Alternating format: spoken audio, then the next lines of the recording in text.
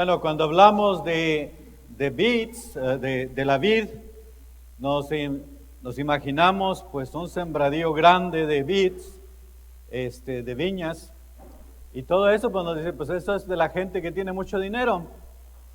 Bueno, en el pueblo de Israel era diferente porque cada familia tenía su vid en su casa. Ahí tenían pues una sola viña, pero ahí la tenían en su casa. Y le tenían mucho cariño, mucho amor porque pues la viña es muy duradera, dura algunas hasta más de 100 años.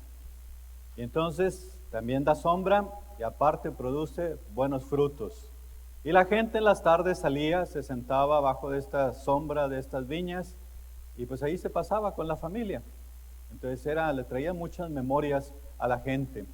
Y esa es la imagen que Jesús usa hoy para decirnos que Él es la vid verdadera. ¿Qué quiere decir eso? Pues que había otra vid falsa por ahí. Israel siempre se adjudicó a sí mismo que ellos eran la vid del Señor. La imagen para Israel siempre era una vid y también era pues una higuera. Y la vid pues no produjo los frutos que Dios esperaba. Ellos se creían que porque hacían lo que le agrada al Señor, le ofrecían sacrificios, holocaustos, oraciones, que ya con eso Dios estaba contento con ellos, es decir, que producía buenos frutos. Y cuando viene Jesús les dice, pues no, ustedes no son la vid verdadera, yo soy la vid verdadera. El que agrada completamente a Dios es Jesús. Y el mismo profeta Isaías pues desmiente al pueblo de Israel cuando en uno de sus pasajes él compara al pueblo de Israel como una vid, pero en lugar de producir uvas dulces, produjo uvas amargas. Es decir, Israel le fue infiel a Dios, cayó en la infidelidad. Y por lo tanto, pues no produjo los frutos que Dios esperaba, no produjo esos frutos. Y por eso dice Jesús, yo soy la vid verdadera y ustedes son los sarmientos. Jesús no nos separa, sino que nos une a Él. Ustedes son parte de mí, es lo que nos está diciendo. Y si quieren producir frutos, necesitan permanecer en mí. Si nosotros queremos producir frutos como Jesús, pues tenemos que permanecer cerca de Jesús. Porque Él mismo lo dice, sin mí nada pueden hacer. Si nos alejamos de Dios, nada podemos hacer. Pero si nos acercamos a Dios, Él puede hacer mucho en nosotros. ¿Por qué? Porque Él puede transformarnos, puede cambiar nuestra vida para bien. Eso es lo que Él puede obrar en nosotros. Y por eso la importancia de que nosotros, los bautizados, los que hemos sido puestos en la vida del Señor a través del bautismo, que produzcamos también buenos frutos. Eso es lo que espera el Señor. Lo que se espera de las ramas es que produzcan buen fruto.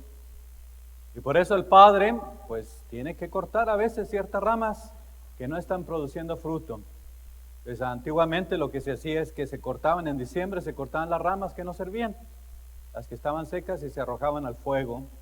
Y luego en agosto se cortaban las ramas más delgadas para que se fortalecieran las ramas más gruesas y así pudieran producir fruto abundante, mejor uva. Y eso es lo que nos dice Jesús. Eso es lo que Dios obra en nosotros. A veces Dios tiene que cortar algo en nosotros. O nosotros tenemos también que cortar con ciertas situaciones, ciertas cosas. Por ejemplo, los jóvenes que se pasan a veces muchas horas en el celular o en los medios de comunicación y a veces parece que es un tiempo perdido.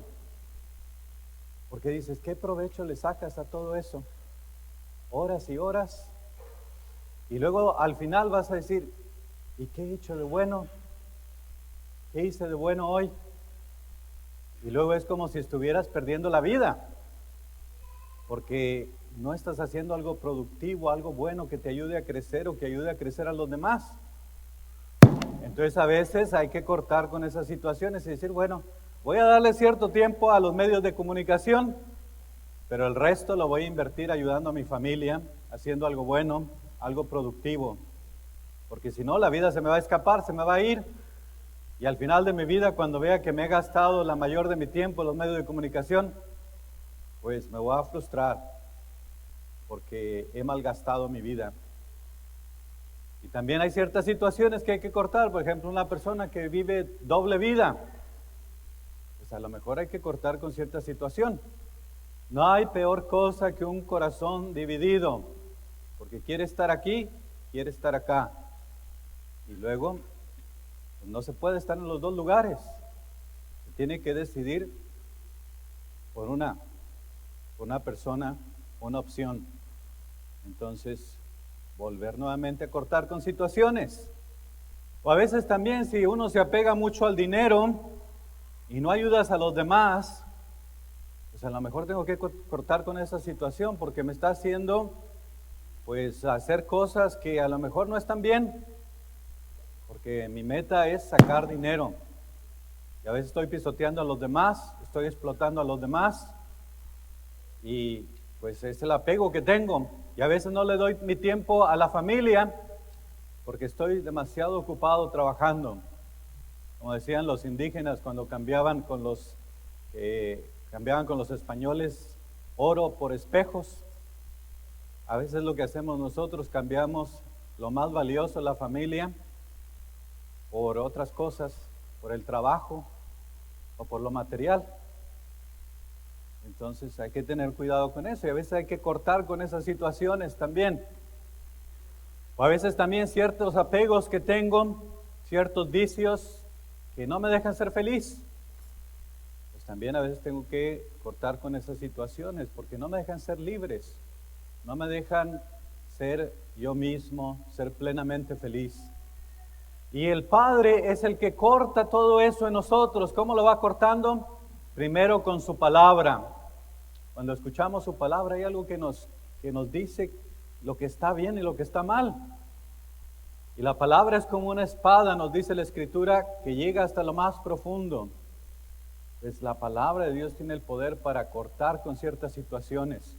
A veces los ángeles que manda Dios, nuestro ángel de la guarda, también nos ayuda a cortar con ciertas situaciones. Nos va diciendo lo que está bien y lo que está mal. Nos aconseja bien.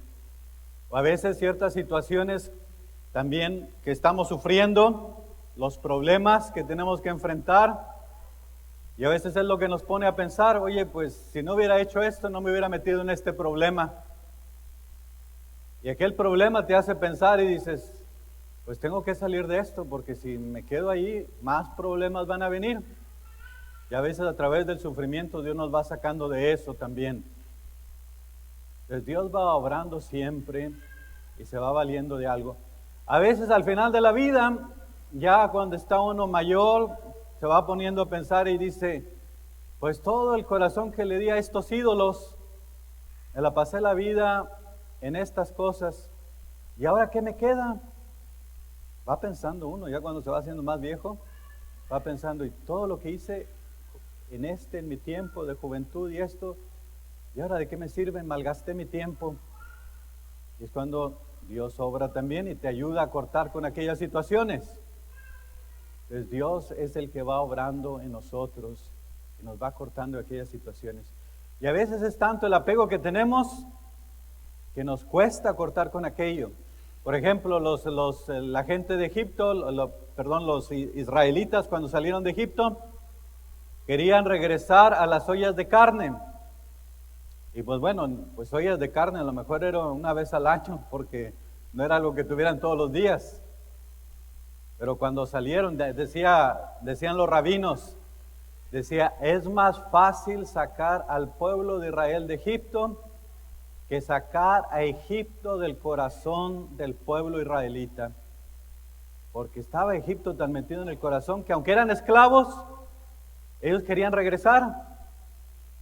Siendo esclavos, pero pues comían mejor. Y a veces nos pasa eso a nosotros, que nos cuesta sacar ciertas cosas de nuestra vida, ciertos apegos que no nos dejan ser felices, no nos dejan ser libres. Y luego nos dice el Señor en el Evangelio, dice, permanezcan en mí, porque sin mí nada pueden hacer. ¿Cómo se permanece en Dios? ¿Cómo se permanece en Dios? Le voy a dar un ejemplo. Por ejemplo, cuando hay un joven que está enamorado, pues está bien enamorado, todo lo relaciona con su novia o aquella persona de la que está enamorado. Si suena el teléfono, dice, a lo mejor es ella que me está llamando. Y se pone a pensar. O, por ejemplo, lo que decía el Principito en su libro. Decía, cuando veas el trigo, te acordarás de mí porque mi cabello es rubio. Es lo que decía. Entonces, ciertas cosas que nos recuerdan a la persona amada. O, por ejemplo, si una persona, si alguien, una mujer es viuda, pues ¿qué es lo que le queda a aquella persona? Pues la memoria de aquel ser querido, el cuidado, el amor que se tuvieron, el cuidado del uno por el otro, y todo eso es lo que está en la mente y en el corazón de aquella persona, y eso es parte de su vida.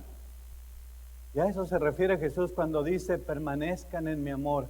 Es decir, cuando uno permanece en Dios, todo lo relaciona con Dios, y entonces actúa de acuerdo a lo que Dios le pide. ¿Por qué? Porque quiero hacer lo que Dios me pide. Es cuando uno está enamorado de Dios. Entonces despiertas en la mañana, lo primero que te viene a la mente es Dios. A lo largo del día buscas leer un libro o algo que te recuerde a Dios. Al final del día le das gracias a Dios porque ves las bendiciones que Dios te ha dado. Y entonces está tu mente y tu corazón en eso. Y eso es lo que nos dice el Señor. Si permanecen en mí, pidan lo que quieran y se los concederé. Cuando alguien está enamorado, Dios nos concede lo que le pedimos. Siempre y cuando sea para nuestro bien. Y a eso es a lo que se refiere Dios. Es lo que Él quiere de nosotros. Que nuestro mundo sea Él. Y que produzcamos esos frutos que solamente por Él podemos producir. Los frutos del amor, del donar la vida, del servir a los demás, de hacer a los demás felices, de preocuparnos por el otro, por aquellos que están en nuestra familia, procurarles el bien. Esos son los frutos que Dios quiere ver, la mansedumbre, el dominio de sí mismo, la paz, la justicia. Todos esos son los frutos del Espíritu.